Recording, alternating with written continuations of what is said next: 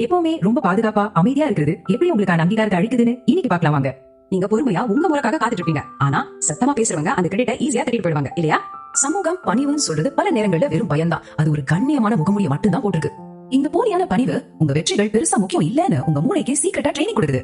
இதுல கவனிக்க வேண்டியது என்னன்னா, உண்மையான அதிகாரம்ன்றது நீங்களா எடுத்துக்கிற ஒரு எனர்ஜி. அது வெறும் பதவி கிடையாது. முதல்ல உங்ககிட்ட துணிச்சலான தன்னம்பிக்கை இருக்கணும். அதுக்கப்புறம் வெற்றி ஆட்டோமேட்டிக்கா உங்களை தேடி வரும்னு மக்கியாவெல்லி அன்னைக்கே சொல்லியிருக்காரு.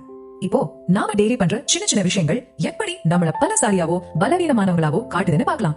உண்மையான பவர்ங்கிறது சத்தமா கத்துறது இல்லங்க, மத்தவங்க பதட்டமா இருக்கும்போது நீங்க எவ்வளவு அமைதியா இருக்கீங்கிறதுல தான் இருக்கு. நம்ம என்ன பேசுறோம்னு மக்கள் கேட்கறத விட நம்ம பாடி லாங்குவேஜ் எப்படி இருக்குன்னு தான் ரொம்ப ஆழமா கவனிப்பாங்க. நிமிர்ந்து நிக்கிறது, கொஞ்சம் நிதானமா பேசுறது, இந்த சின்ன சின்ன மாற்றங்கள் கூட உங்களை ரொம்பவே கம்பீரமாக காட்டும்.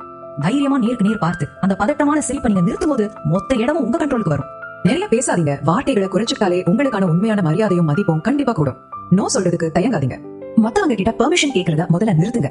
உங்க பிளான ரொம்ப உறுதியாவும் தெளிவாவும் அவங்க கிட்ட சொல்ல பழகுங்க. உங்க வெற்றிகளுக்கான கிரெடிட்டை உடனே ஏத்துக்கோங்க. எல்லாத்துக்கும் தலையாட்டாம தேவைப்படும் போது தைரியமா உங்க எதிர்ப்பை பதிவு செய்யுங்க.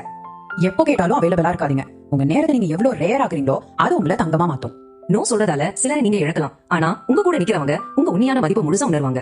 உங்களை நீங்களே சுருக்கிக்கிறத நிறுத்தும் போது இது வரைக்கும் உங்களை மறைக்க செலவழிச்ச மொத்த எனர்ஜியும் உங்களுக்கு திரும்ப கிடைக்கும்.